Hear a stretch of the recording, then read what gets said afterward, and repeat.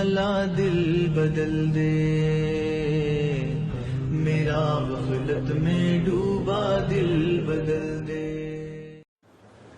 بسم اللہ الرحمن الرحیم، الحمد للہ رب العالمین، والصلاة والسلام علی سید الانبیاء واشرف المرسلین وعلی آلہ وصحبہ اجمعین، اما بعد۔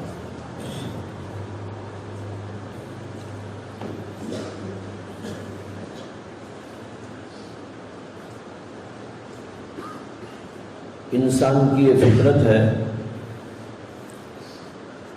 کہ وہ اپنے آپ کو، ظاہر کو بنانے کی کوشش کرتا ہے، بشرطے کہ اس کی فطرت سلیم بھی ہو۔ کسی کی فطرت سلیم ہی نہ ہو تو اپنے ظاہر کو بھی ویسے ہی چھوڑ دیتا ہے، نہ کپڑے دھوتا ہے، نہ جسم دھوتا ہے، نہ منہ دھوتا ہے، منہ میں بدبو اٹھتی رہتی ہے، جسم میں پسینے کی بدبو اٹھتی رہتی ہے، کپڑے ناپاک یا میلے کچیلے ہوتے ہیں۔ لیکن اگر فطرت سلیمہ ہے تو وہ نہائے گا، دھوئے گا، منہ کو صاف کرے گا، مسواک کرے گا، برش کرے گا، اور احادیث کے اندر بھی اس کی طرف بڑی توجہ دلائی گئی۔ حدیث میں آتا ہے کہ نبی اکرم صلی اللہ علیہ وسلم نے فرمایا، طہور شطر الایمان، پاکی صفائی آدھا ایمان ہے۔ اسی طرح مختلف چیزوں کی طرف بھی الگ الگ توجہ دلائی گئی۔ زیر ناف کے بال نکالنے کی تاکید کی گئی، بغلوں کے بال صاف کرنے کی ہدایت دی گئی، اسی طرح نہانے دھونے کے احکام دیے گئے، منہ کی صفائی کا خاص طور پر حکم دیا گیا، مسواک کی تاکید کی گئی، ناخنوں کو تراشنے کا حکم دیا گیا۔ یہ سب کیوں ہے؟ پاکی صفائی انسانی فطرت ہے۔ اسی لیے ایک حدیث میں آتا ہے کہ جو ہے نبی اکرم صلی اللہ علیہ وسلم نے فرمایا کہ عشر من فطرہ، 10 باتیں فطرت میں سے ہیں۔ ان میں یہ سب چیزیں بیان کی گئی ہے، کلی کرنا، ناک میں پانی ڈالنا، اگنے والے بالوں کو نکالنا، مونچھوں کو تراشنا، مسواک کرنا، وغیرہ وغیرہ۔ اللہ کے نبی علیہ السلام نے ان چیزوں کو فطرت قرار دیا۔ معلوم ہوا کہ انسانی فطرت کا تقاضا ہے صفائی، پاکی، تہذیب، شائستگی۔ لہذا جو آدمی بھی فطرت سلیم پر قائم رہتا ہے وہ اس کی کوشش کرتا ہے اور کرنا چاہیے۔ لیکن میں بتانا چاہتا ہوں کہ جس طرح ہم اپنے ظاہر کو بناتے ہیں، بنانے کا حکم بھی ہے، اس سے زیادہ ضروری یہ ہے کہ ہم اپنے باطن کی اصلاح کریں، اپنے باطن کو سنواریں، باطن کی گندگیوں کو نکالیں، باطن کے اندر جو غلاظت، نجاست، ناپاکی جم گئی ہے، بس گئی ہے، رچ گئی ہے، ان سب چیزوں کو کھرچ کھرچ کر باہر نکالنے کی کوشش کی جائے۔ یہ ظاہر سے زیادہ ایک سلیم الفطرت انسان کے لیے ضروری ہوتا ہے۔ جیسے انسان کچھ دنوں تک نہائے نہ، منہ نہ دھوئے، بالوں کی صفائی نہ کرے، نتیجہ کیا ہوگا؟ سڑن پیدا ہو جائے گی، اس کے اندر بدبو پیدا ہو جائے گی، کوئی آدمی اس کے قریب بیٹھنا گوارا نہیں کرے گا، وہ اگر بولے تو لوگ بھاگیں گے، ارے کیا بدبو آ رہی ہے منہ میں سے، کیا بدبو آ رہی ہے بغلوں میں سے، کپڑے دیکھو کیسے ہیں۔ جب انسان ظاہری پاکی صفائی کا اہتمام نہیں کرتا تو سڑ جاتا ہے۔ بالکل اسی طریقے پر جب آدمی اپنے باطن کی اصلاح کی فکر نہ کرے اور اس کو یوں ہی چھوڑ دے کہ اس میں جو چاہے گندگی پڑتی رہے، جو چاہے غلاظت اس کے اندر داخل ہوتی رہے، اسے کوئی پرواہ نہ ہو، تو پھر اس کا دل بھی اسی طرح سنڈاس بن جاتا ہے، یعنی گندگی کا اڈا بن جاتا ہے۔ لیکن وہ باطنی ناپاکی ہونے کی وجہ سے ہماری ظاہری آنکھیں، ہماری ظاہری ناک اور ظاہری احساسات اس کا ادراک نہیں کر پاتے۔ اگر وہ ادراک ہو جائے تو پھر ایسی حالت ہو جائے گی کہ کوئی انسان کے بازو بیٹھنا گوارا نہ کرے۔ ارے کیا بدبو ہے، کیا گندگی ہے، کیا قباحت ہے، کیا غلاظت ہے، لوگ بھاگنا شروع کر دیں گے ایک دوسرے سے۔ لیکن اللہ نے اس گندگی کو اندر چھپا دیا ہے اور اس کی وجہ سے محسوس نہیں ہو رہا ہے، نہ خود کو نہ دوسروں کو۔ لیکن اہل اللہ اس کا احساس کر لیتے ہیں، اہل اللہ کو اس کا شعور ہوتا ہے، اس کا احساس ہوتا ہے۔ کبھی وہ احساس باتوں سے ہو جاتا ہے، کبھی طرز عمل سے ہو جاتا ہے، اور کبھی بغیر اس کے بھی ہو جاتا ہے کہ بھائی یہ بڑی گندگی والا ہے۔ بتانے چاہتا ہوں کہ یہ گندگی جب اندر جمع ہونی شروع ہو جاتی ہے تو انسان بہت ہی غلیظ و پلید و ناپاک ہو جاتا ہے اللہ کی نگاہ میں، اللہ کے فرشتوں کی نگاہ میں۔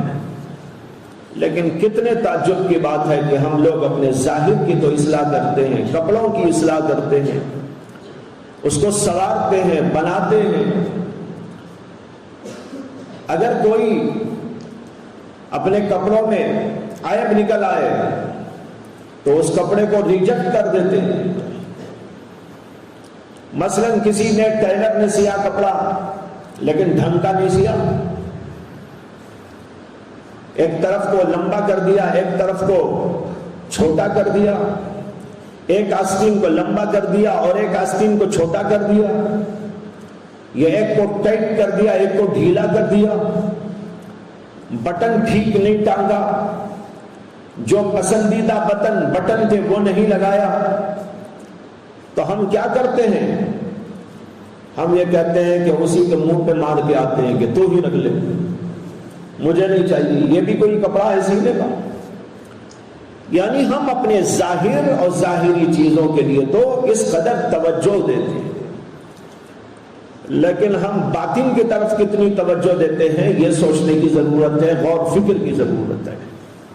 ہمارے دلوں میں غصہ سمایا ہوا ہے، حسد گھسا ہوا ہے، بغض پڑا ہوا ہے، ریاکاری اس کے اندر جمی ہوئی ہے، تکبر اس کے اندر کوٹ کوٹ کے بھرا ہوا ہے، اور اپنی شہرت، ناموری وغیرہ کے لیے جذبات اس کے اندر کھپتے چلے جا رہے ہیں، شہوت، خواہشات اندر پک رہے ہیں، لیکن ہم کوئی توجہ نہیں دے رہے کہ میرا دل کیا ہو گیا ہے۔ ارے یہ دل ہے یا پتھر کی سل ہے؟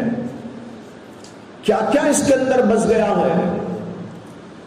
اسے تو پاک ہونا تھا، اسے تو صاف ہونا تھا، اسے تو بڑا پاکیزہ ہونا تھا، اسے تو معطر ہونا تھا، مجلہ مصفہ ہونا تھا، بہت پاکیزہ ہونا تھا، اتنا پاکیزہ کہ ہم یہ کہہ سکتے، ہماری زبانوں پہ یہ آتا کہ جیسے خواجہ مظہوب صاحب رحمۃ اللہ علیہ نے فرمایا تھا، ہر تمنا دل سے رخصت ہو گئی، اب تو آ جا، اب تو خلوت ہو گئی۔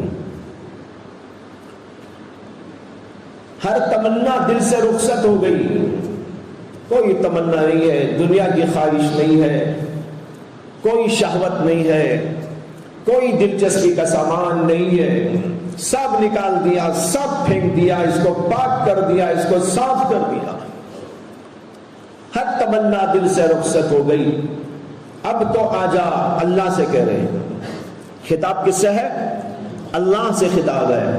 اے اللہ، میں نے اپنے دل کو پاک کر لیا ہے، اپنے دل کو میں نے صاف کر لیا ہے، گندگیوں کو نکال کے پھینک ڈالا ہے، اس قلب کو میں نے آپ کے لیے سجا دیا ہے، گھر کے اس دل کو، دل کے اس گھر کو آپ کے لیے میں نے سجا دیا ہے، اب تو آجا، اب تو خلوت ہو گئی، اب تو آپ میرے دل میں آ جائیے، یعنی اپنی محبت ڈال دیجیے، اپنا عرفان اس میں ڈال دیجیے، اپنا تعلق اس کے اندر ڈال دیجیے۔ میں نے دل کو آپ کے لیے خالی کر دیا ہے، اب آپ کے لیے یہ دل تیار ہے، اس کے اندر اب آپ کی محبت ڈال دیجیے، اب تو آجا، اب تو خلوت ہو گئی۔ یہ کہنا کوئی معمولی بات ہے؟ اللہ اکبر! کتنے پیپڑ بیلے ہوں گے، کس قدر مجاہدات برداشت کیے ہوں گے، کس قدر اپنے آپ کو فنا کیا ہوگا، اپنی خواہشات کو کس قدر مارا ہوگا، اپنے دل کو صاف کرنے کے لیے کیا کیا محنتیں کی ہوگی۔ اسی لیے آتا ہے کہ کسی آدمی نے، جو حضرت خواجہ مظہور صاحب رحمۃ اللہ علیہ سے بیعت تھا، اس نے ایک دن حضرت سے کہا کہ خواجہ صاحب، آپ کے دل میں جو اللہ کی محبت ہے، جو اللہ کی معرفت ہے، جو اللہ کا تعلق ہے، ذرا ہم کو بھی دے دیجیے،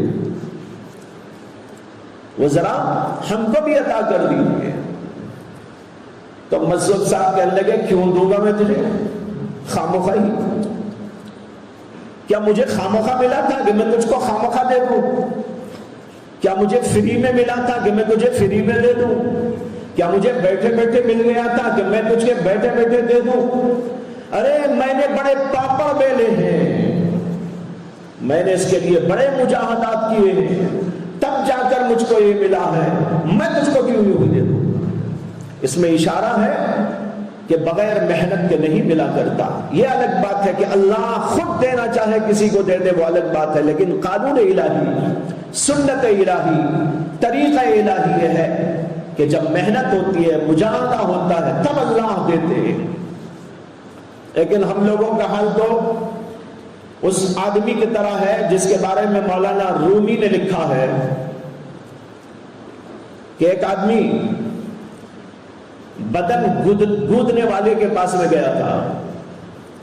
بدن گودنا معلوم ہے؟ سوئی لے کر نقش کرتے ہیں جسم کے اوپر، یہاں کر دیتا، کوئی یہاں کر دیتا، کوئی یہاں، کوئی پیٹھ میں نقش کرتے ہیں۔ پہلے سوئی لیتے ہیں، چبو چبو کے ذرا سا کچھ بناتے ہیں نقش، پہ اس کے اندر جو ہے ایک رنگ بھر دیتے ہیں۔ اب وہ بھرنے کے بعد ایسا لگتا ہے جیسے کوئی شیر ہے، بلی ہے، یا کوئی بت ہے۔ بت بنانے والے سب بت بنا لیتے ہیں، یہاں ہے ہندوستان میں اب بھی اس کا رواج، زمانے جاہلیت میں بھی تھا۔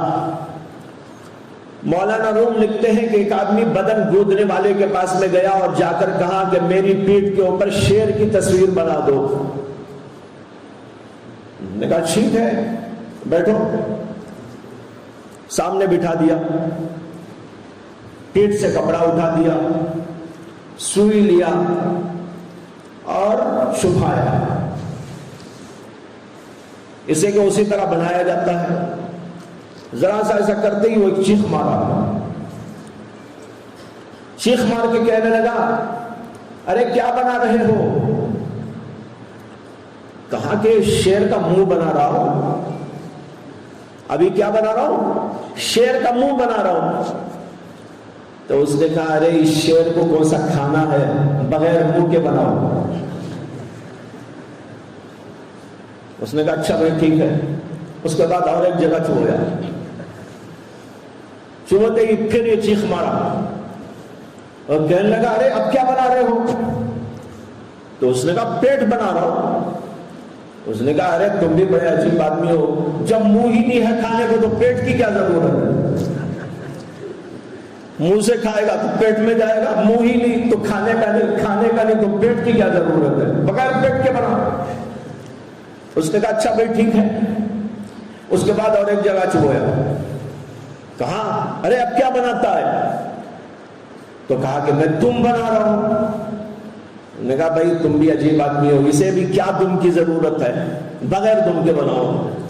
وہ آدمی جو بنا رہا تھا اسے بڑا غصہ آیا. اس نے وہ سوئی جو تھی ہاتھ میں اسے اٹھا کے زور سے ایک طرف پھینک دیا اور پھینک کے کہنے لگا ایسا شیر جس کی دم بھی نہ ہو, جس کا پیٹ بھی نہ ہو, جس کی پیٹھ بھی نہ ہو, جس کی آنکھیں بھی نہ ہو, جس کا منہ بھی نہ ہو, نہ اگلا ہو نہ پچھلا ہو, کچھ بھی نہ ہو, ایسا شیر تو خدا نے بھی نہیں پیدا کیا, میں کیا بناؤں گا؟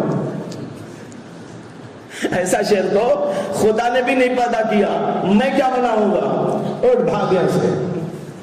یہ واقعہ لکھا ہے مولانا رومی نے اپنی مثنوی شریف میں, اور اس کے بعد نتیجہ کیا نکالا؟ نتیجہ یہ نکالا کہ آج ہم لوگوں کا حال یہی ہے, محنت نہیں چاہتے لیکن جنت میں سب سے اول جانا چاہتے ہیں. ذرا سی تکلیف برداشت نہیں کرتے, ذرا سی ہمت نہیں کرتے, لیکن خواہش کیا ہے؟ ہم ولی اللہ بن جائیں, ہم عارف باللہ بن جائیں, ہم یہ اور وہ بن جائیں. لیکن کیسے بنو گے جبکہ محنت نہیں ہے, مجاہدہ نہیں ہے, تکلیف برداشت کرنے کا مادہ نہیں ہے. جب تکلیف برداشت کرو گے تبھی وہ شعر بنے گا. اسی طریقے پر آپ بھی تکلیف برداشت کریں گے تو دین کے شعر بنیں گے, تکلیف برداشت کریں گے تو دین کے رہبر بنیں گے, عارف باللہ بنیں گے, متقی و زاہد اور عابد بنیں گے. جب تک یہ نہیں ہوگا کام نہیں ہوگا. لہذا معلوم ہوا کہ محنت اس کے لیے درکار ہے, بغیر محنت کے کام نہیں ہو سکتا. تو بتانا یہ ہے کہ جس طرح ہم اپنے ظاہر کو پاک رکھتے ہیں, صاف رکھتے ہیں, سنوارتے ہیں, بناتے ہیں, اسی طرح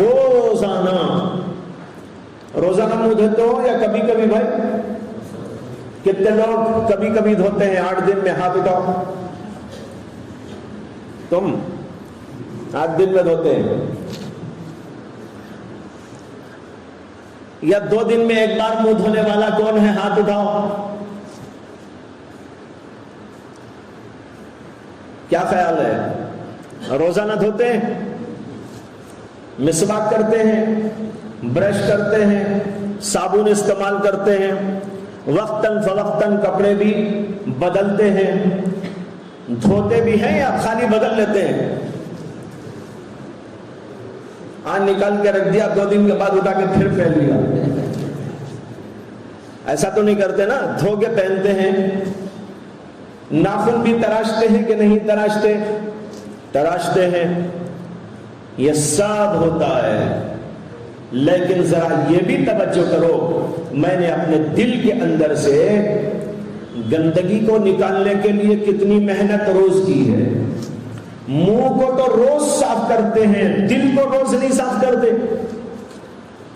جسم کو روز صاف کرتے ہیں لیکن دل کو روزانہ صاف نہیں کرتے.